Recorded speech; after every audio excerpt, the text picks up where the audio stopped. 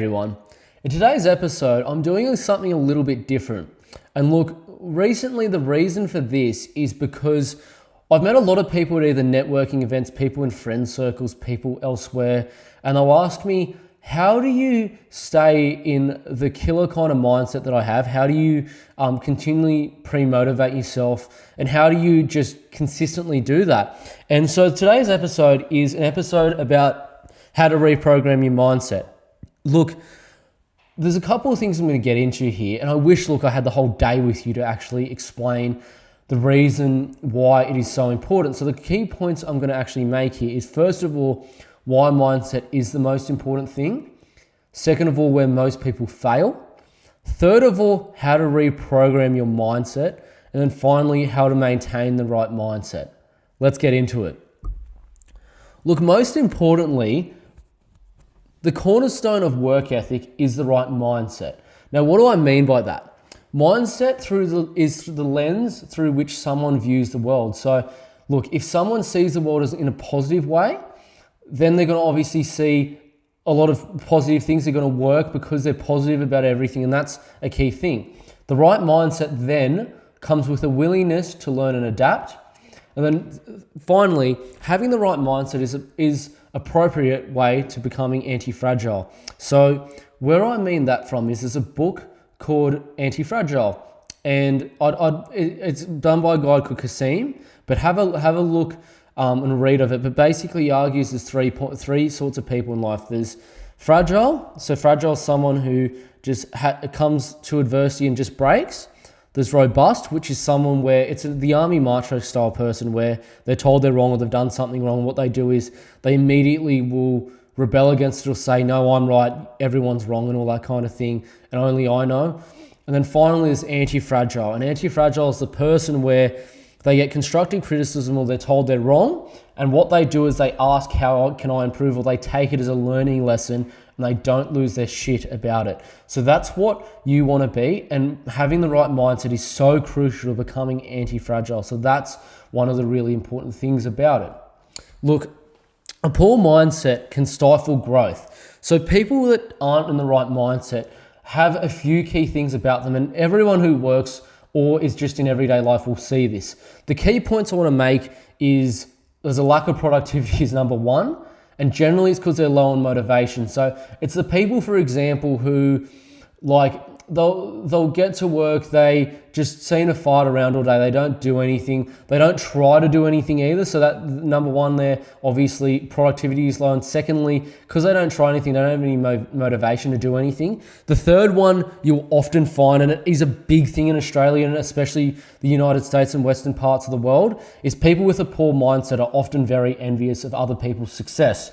And these are the worst types of people to be around. I'm telling you right now, if someone is envious of you, you need to remove them from your life immediately. This second. Do not talk to them. Tell them exactly why, what they're doing wrong. And if they don't improve, just piss them off out of your life, because they literally create chaos and they don't do anything for your life. So get rid of them immediately, okay? Fourthly, you've got regression rather than progression. So especially the people that are envious, those sorts of people, because they're envious of you, they tend to over time regress rather than progress. And a perfect example is you see a lot of the people who you might have met from high school, and I see it all the time, and I'm still, don't get me wrong, I still see people from high school still today, but I don't see the people I was close with in high school, I'm not necessarily as close with today. A few of them I am, because they're actually doing something with their life, but others, they just haven't grown up from being 18 to 21. It's just a joke. But anyway, those people, and they'll probably often be envious of you as well because they've done nothing with their life. So anyone who has a poor mindset will probably regress rather than progress. So that's another sort of person to just get rid of in your life as well. And then the final part is a poor mindset. Often these people have an unlimited number of excuses. So you'll see people, for example, come out with things like, oh, why didn't you, for example, try to start a business? They might have been talking about it for, 4 or 5 years. And it's like, well, if you talked about it for 4 or 5 years and you haven't done it, what is your excuse? Because don't get me wrong, I get, for example, researching for maybe, I think absolute maximum 1 month, but I'll give everyone a bit of leeway and say 3 months. Okay, if you say you wanted to start a business and do something, or try to, pick a mindset of one of your mentors or your CEO or something like that, okay, it might take a few months, I get it. But if you haven't done it by 3 months, or if you haven't done it in years, my question is, you never wanted to do it in the first place. And you are coming up with an unlimited amount of excuses, and it is your fault 100% as to why you haven't done that. If you make excuses, you've got a poor mindset. I'm not going to accept any other bullshit other than that. I'm telling you that right now. So this is what a poor mindset comes with. Look, there's a few areas where a lot of people fail in terms of mindset. So look, the first thing I want to get into here is, and it's a big thing today, is something called instant gratification. Now, I don't like instant gratification because people think that I do something today, I want a result tomorrow. Now, if that happens, fucking awesome. Like, I'm happy it happened for you, don't get me wrong. But the fact of the matter is, anything that's worth doing in life generally comes with a level of risk, and it generally comes with a level of difficulty, right? So, good example is a sports star. Perfect example is like a sports star. So I'm a huge cricket fan, for example. I used to play in grade cricket in Sydney for a number of years when I was young, and I'm a big cricket fan. So a good example of someone who follows cricket might be someone like Usman Khawaja. He failed a lot of times, and to be fair, he probably was done a little bit dirty by selectors, but that's okay. But for this example, he had a lot of difficulty, and it took him a long time to cement that test spot in the country, but he never gave up. He continually put runs on the board there in state cricket, got his opportunity, and eventually he got some success. Yeah, sure, he might have been unlucky at the start than lucky in the future, but the fact that he never gave up was the reason that he had so much success, and he's continued having success. So he's someone who didn't have that instant gratification and still kept going and got there in the future. So people don't really think that because I do this today, the result's going to come tomorrow. Look, most businesses take 3 years to even get going well. So look, give yourself 5 years, I'd say. Don't give up for 5 years. If you give up, that is your fault, and you're making yourself excuses again. Another one, as I said previously, is giving up too soon.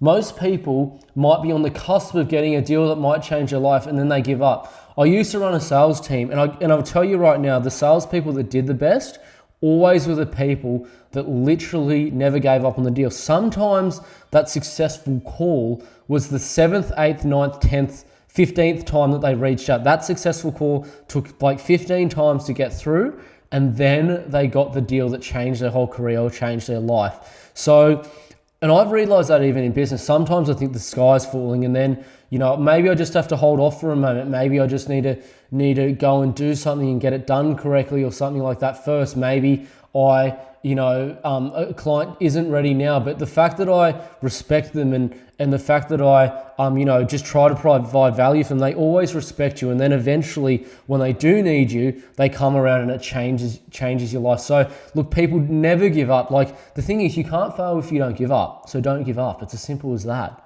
So that's something for people to consider. Lack of courage is another one. Look, again, like I said, things that are worth it in life, or that are hard to attain, often difficult. So it comes with courage. Like, it's not always going to be easy to talk to someone that might not want what you want. It's not going to be easy to talk to someone who, for example, might be a very firm person. Like, I found, funny enough, most people that are very successful often will only give you 1 or 2 chances, and then that's it. Now, but the thing is, these people, they will notice, and especially if they've come from made it themselves, they will give you more than 1 chance, and they'll feel your basically presence if you have that courage to speak to them and put yourself out there. Now, I'll give you an example. I have mortgage brokers, I have conveyancers, I have even pest and building guys and all that kind of thing. And don't get me wrong, they've made mistakes. Definitely, we're human. People make mistakes as humans, right? But the thing about it is, if you have the courage to do the thing, to be on the ball, get things done as quickly as you logically can the right way, and you make a mistake, you're probably going to have enough time to then fix the mistake or rectify it before anything bad happens. Perfect example. A mortgage broker who's on the ball will submit every bit of paperwork probably within 1 day to the person, or the valuation, everything like that. Now, if the paperwork's slightly wrong, the bank, let's say the bank has a 2 or 3 day turnaround, right? The bank might come back to them and say, hey, this is wrong, I need this paperwork, that and the other.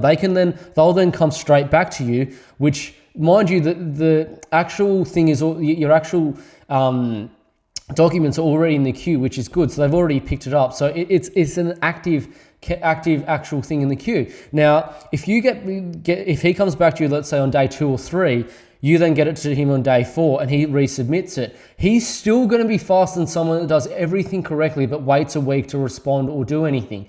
So that's one thing in terms of courage, and also, like, not only that, just the ability to say what you really think and what your mind is.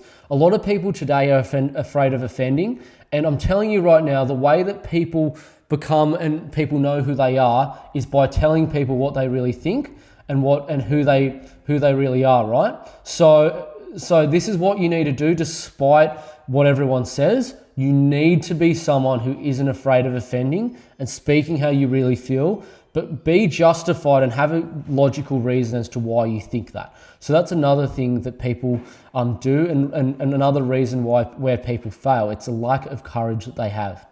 Let's get into how to reprogram your mindset. And I think it's very important as to why everyone understands this. A couple of things I want to go into. So first things first, the consequences of doing nothing. There's 4 key points of this. First of all, your missed opportunities. Second of all, your regression to the norm. Third of all, no influence or respect from others. Then finally, struggling in the future. Look, here's an example of a missed opportunity in the 90s. In the suburb, I know I mention this all the time, and I am a real estate investor and obviously a buyer's agent, but it's Yarraville in the 1990s. So in the 1990s, you had a median price of 100 to 120K. It was affordable for 85% of all full-time employees. It was priced roughly 3 to 4 times average income, and it was affordable for 55% of the adult population. Okay, so that's including part-time workers, that's including casual workers too, that's including people that don't even work as well. An adult population is someone over 18. So that's how affordable it was in the 1990s. Today, Yarraville is 1 to 1.2 million. It's only affordable for 20% of all full-time employees in the country. It is priced roughly 10 times median income, and it's 7 to 9%. Priced 7 to 9%. It's only affordable for 7 to 9% of the adult population. So it is basically quartered in terms of affordability in literally 25 years, 30 years. It is insane what has happened there. So that's an example of a missed opportunity. And if you miss that, right, do you think it'd be, you would have first of all regressed to the norm? You wouldn't have much money at all, number one. Also, you'd have no, the thing about that is, right, no one's going to respect you if you don't have anything that, I'd say that will actually take you further financially. You're probably not in a great suburb. I'm not saying Yarraville is the only good suburb, but missing opportunities is one thing, and then you're putting yourself in a bad spot. So that's something that you just need to consider. Look, another way you reprogram your mindset is use relativity to get yourself in the right mindset. And so, look, first things first, I want to bring up something, and this is just an article called "In History, Nelson Mandela Walks Out of Prison a Free Man." I think he spent 25 to 30 years in a prison for doing nothing wrong. So if you consider that, where is his excuse for doing nothing? He has no excuse, and he become the leader of South Africa. So where was his excuse for any of that? You have no excuse in Australia. And furthermore, I'm going to show everyone something, and just to understand how fortunate you are in Australia. So this is just something that's off the Human Development Index. So green is obviously highly developed, and yellow to red is the most underdeveloped, and obviously the ones in between, the yellow and orange. Yellow's developing, orange is quite developing, and then red's underdeveloped. So Australia, you can see there, all of the Western countries as well, which is the vast majority of people that follow my content, especially Australia. You're one of the most privileged people in the world. So I don't want to hear a single excuse as to why you haven't done something. You have no excuse. There are kids in these countries that walk 20 Ks a day to get water, and you literally wake up in a warm bed and you're able to buy anything you want. You have food on your table every day. I don't want to hear a single excuse from a single person as to why you can't do something about your life. Okay? So that's one thing you need to use to reprogram your mindset. You're very lucky to live in these areas. Look, there's a thing that I like to show everyone, and it's overperformance and underperformance. So look, not everyone has the same ability, and I understand that. Not everyone's Elon Musk, not everyone's LeBron James, right?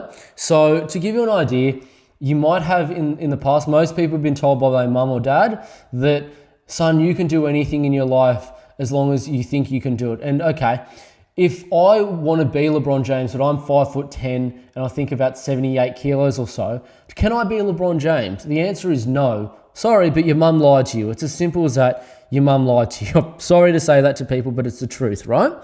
But coming towards business, the biggest thing to do with it is your mindset. Now, obviously, not everyone's going to be Elon Musk, but I genuinely believe anyone can become a multimillionaire if they put their mind to it.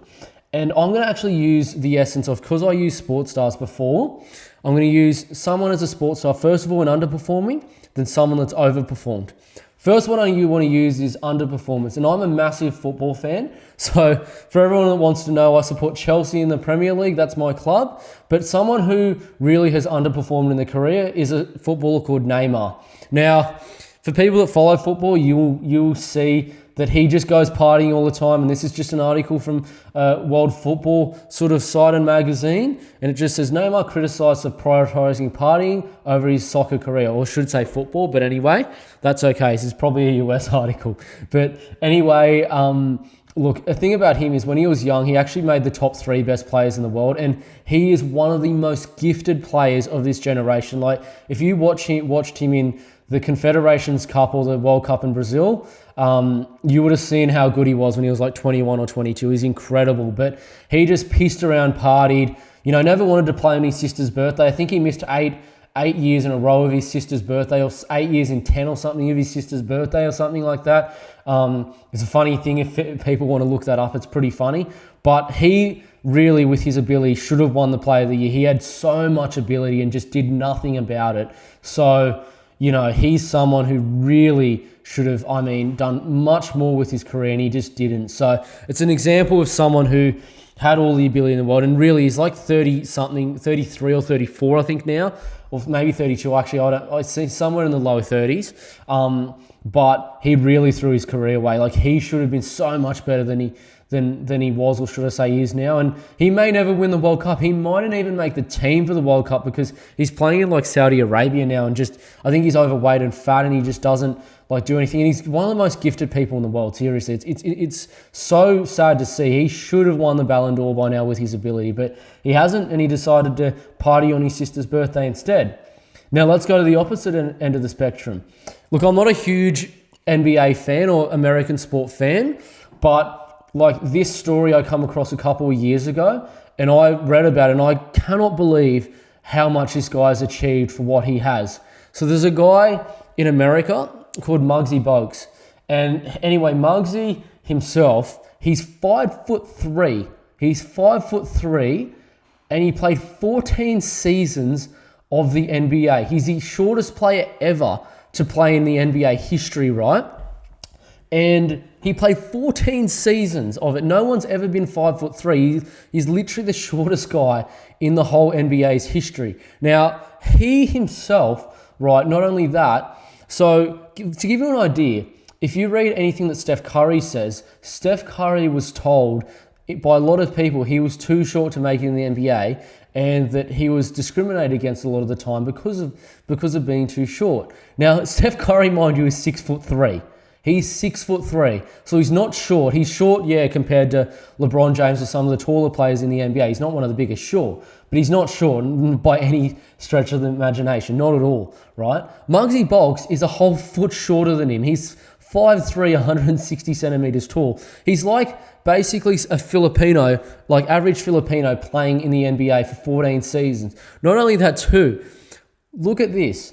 Muggsy Bogues also finished in the top 7 in assists, 6 consecutive seasons, and top 10 in terms of steals in 3 of those seasons. So in that sense too, he was one of the top performers over the NBA for literally for most of his career, he was one of those sorts of guys who was the top performers, and he was 5'3". So look, he can go to sleep at night every night knowing that he's achieved his potential and know that everyone in his industry respects him because he, is literally, the only person 5'3" to ever play in the NBA. So that's someone who everyone respects and he can go to sleep well. So look, for everyone who thinks that they're underprivileged or they weren't born away, look at this story and just don't make any excuses for yourself. That's something that I'd say definitely do for sure. I think a key part of reprogramming your mindset where everyone goes wrong is how to maintain the right mindset. So look, in this section, there's a couple of key points I want to make. So first of all, how fair the system is. Second of all, luck is simply a game of chance. Third of all, what are excuses? Fourth of all, how lucky you are. And finally, the sky's the limit. Look, the system is so fair because everyone has 24 hours in a day. I've never met someone who says I have 26 hours in a day, never met someone who says I have 30 hours in a day, never met someone who says I have 100 hours in a day, never met anyone like that. And all it is simply that, the people that perform better generally better utilize the 24 hours. So someone, for example, who, farts around all day, gets home from work, plays PlayStation and just sits on the couch watching some bullshit reality show, they're going to be nothing in life. It's as simple as that. They're going to do anything in life because they don't have any motivation to do anything in life, right? Whereas a person who stays up at night till 11 o'clock working, or, maybe only goes out once every weekend instead of 3 times or once every 2 weeks to see people, but works on his stuff, that grind is going to pay off in the long term, definitely pay off in the long term. And no one can say that he doesn't deserve it because he put those extra hours in. So if you're underutilizing your 24 hours and then you're saying, I don't have this, he has that, look at what they do with their 24 hours. They probably better utilize it and they probably do a lot more than you in it and go through a lot more hardships. That's the thing. So look, that's something that I think the system is extremely fair, and there's no excuses for anyone. Like, sure, everyone might come from a different position, but someone who is working hard and someone who, has the right mindset, within a couple of years, you can overtake someone who's been handed a house by, their parents or something like that. It's quite easy to actually, I think it's something like 85% of millionaires are self-made. So if that doesn't motivate you, I don't know what will. But that's not the only thing. Look, I've mentioned previously that, for everything that you do, there's a chance of loss, there's a chance of gain, there's, a chance of something going wrong. And this is just, I've just said luck is a game of chance, and this is an example of problem solving. So this is just from an actual university database, and this is just students' average test scores, granted how many times they go over something. So you see, and this is like a scientific test, so it's not an easy one, mind you. So without them going over anything, they're getting under 10%. When they go over it 17 times, they generally get over 80%. So I think that'd be about 83 or so, or something like that. So, and it's this is the same thing with people in sales, people in doing anything in life. Like, often people will quit, but they might only be one step away from actually being very successful, getting that sale, doing something that changes their life. So the thing about that is, like I've just said down here, just hold on a little bit longer. Like, you never know what's going to be around the corner. You never know what could show itself. And the biggest thing is just don't give up and just understand that everything has chance in it. So this is an actual graph for everyone to view. So that's what I mean by that. Look, biggest thing I want to get to, and I keep talking about this, but it really pisses me off because this generation, like I would say I'm probably a millennial generation, especially towards even the younger generations towards Gen Z. It's just they have an excuse for everything. Like I met this kid in the park one time and I saw him catching the ball and he just would not stop complaining. Oh, the wind was too much here. Oh, you kicked it too high. Oh, that bit of grass, like tripped me over. And it's like, just tell him to shut the fuck up and catch the ball. That's what you should do. Like these parents and a lot of people these days are just pampering these kids, and it's turning them into literally pussies, and not only pussies, but just turning them into just the softest kids that can't go through any literally, hardships in life. And the first person I want to mention here is, I'm a huge UFC fan, right? And there's a guy called Francis Ngannou, and I'm sure everyone knows who he is, who follows the UFC or the fight game. And so this guy comes from basically Cameroon, right? He used to work in the mines and dig when he was like young. He was under 10 years old, I think, or 12 or something like that, when he used to work in the mines. And he come to Paris, he was homeless, got taken in basically refuge by like this boxing coach, and he eventually become the UFC heavyweight champion. He fought both Tyson Fury and Anthony Joshua, and he still goes back and look at the respect he just has. That's him sitting with his mum in the bottom right corner, him still working in the mines. He used to work with the picks and shovels, and like this guy was probably more likely to be dead than he would be to even be alive. So where is his excuse for doing anything? I don't see him making any excuses. Not one excuse I can see him making. So that's one example.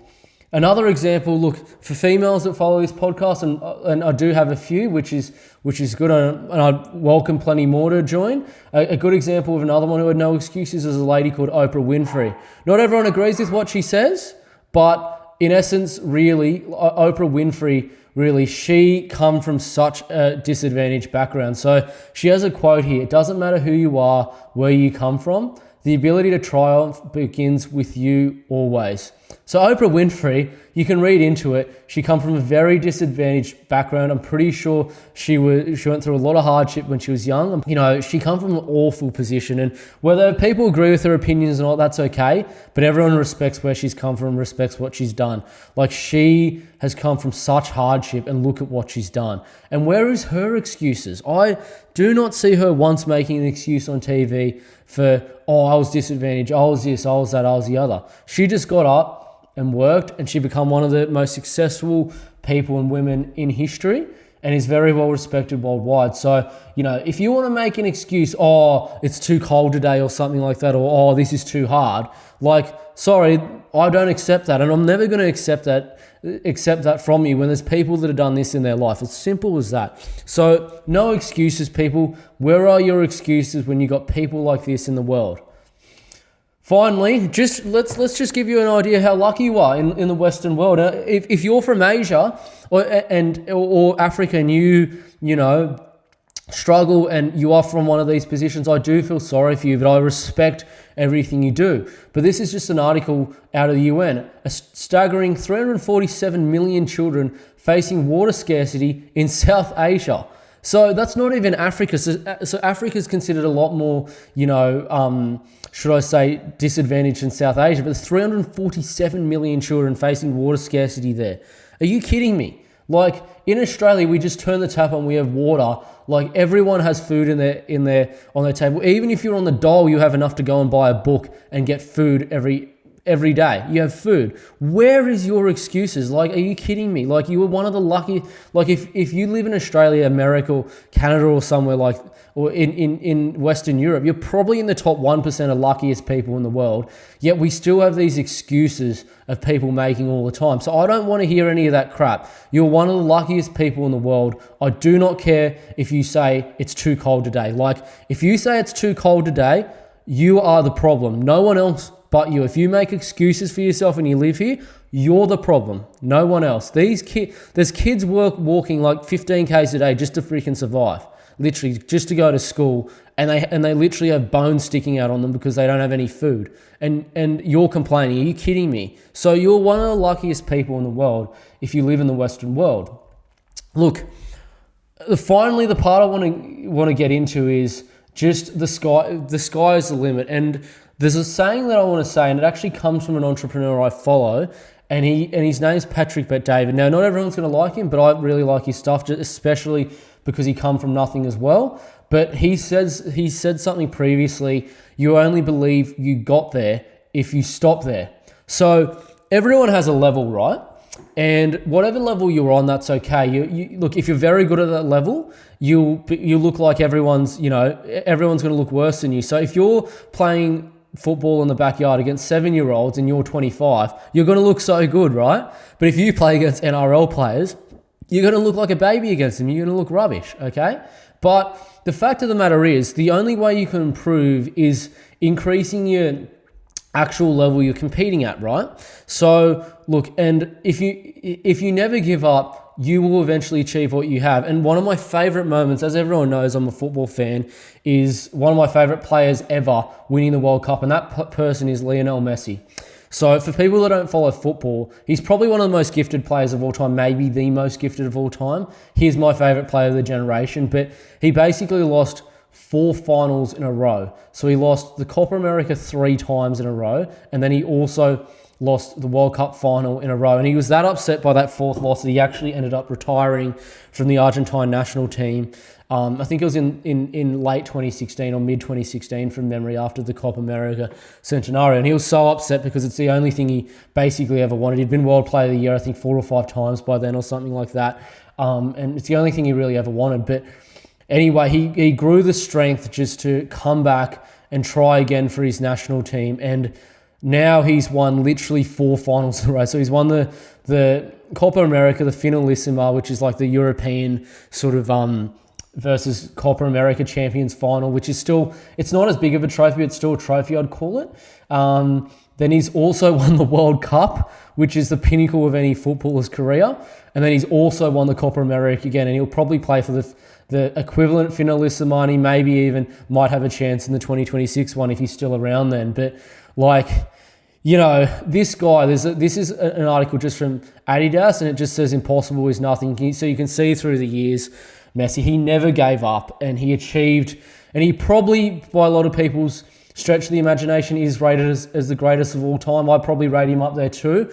Whether he is or not, it's a debate, but that's okay. But the fact of the matter is, he never gave up despite all the hurt he went through, all the criticism. And you think, like, if you do a bad job at work, right, for example, you might get a bad talking to from your boss or something like that. In Argentina and South America, if you stuff up, people throw stuff on your statue, people decimate things, you're criticized all over online. To give you an idea, like, there was a footballer killed after the 2002 I think it was a 98 World Cup from memory. Football in Colombia, because he scored an own goal and it led to their elimination. So that's how seriously they take this. So you have no pressure compared to these guys. So I don't want a single excuse again as to why you can't get there. This guy had the entire world against him, and he achieved everything he wanted in life, and he might even achieve more. So no excuses. The sky's the limit, people. Don't give up. Anyway, we're coming to the end of this episode, and obviously I hope everyone's enjoyed this, and there's going to be plenty more on property, mindset, and that coming up in the future. But as I said to people, there's probably going to be by now a section of my actual website that has a section called Premier Properties. So what Premier Properties are, they're the best performing total return long-term suburbs in Australia, and they'll have above 13% total growth in general, right, over the long term. Now, these suburbs, right, how I calculate that is it's your long-term capital growth, 30 years plus, and your immediate rental yield. Most buyers agents will struggle to get 9.5 to 11%. Generally, that's what they'll get. Never get anything more than that, because they'll say these things like, I've bought in a suburb that's done 20% in the last 2 years, or 20% in the last year. Sure, you bought in Townsville or Logan. Yeah, it's done really well. The next 20 years, it's going to go back to its 3 to 5% long-term average, and they're going to barbecue you over the long term. So what Premier Properties is going to be is it's going to be there for serious buyers that want to buy the best possible assets in Australia that are available strictly through my website, and it'll be on the main page. Scroll to Premier Properties, just click on it and sign up there. You'll have access to it. And if you have the means to buy it, these will be the best you can buy in the country. I'm telling you that right now. And I promise you, you will not regret it if you buy one of them. So please just check out my site. Look, it's probably up by now. It might not be. I don't know. But if it's there and you have access to it, just check monthly. It'll be there. It's just, there's a lot of data that has to go into it and a lot of actual development that needs to go into it. But just have a look, sign up, and look, please subscribe to this channel because I have a lot more stuff coming out, and I hope everyone's enjoyed this. And please comment below if you have anything you want to say or you want me to make a future episode on, because I will listen. I've done that in the past, as people know. And I really appreciate you all watching. So thanks again, everyone, and have a great day ahead.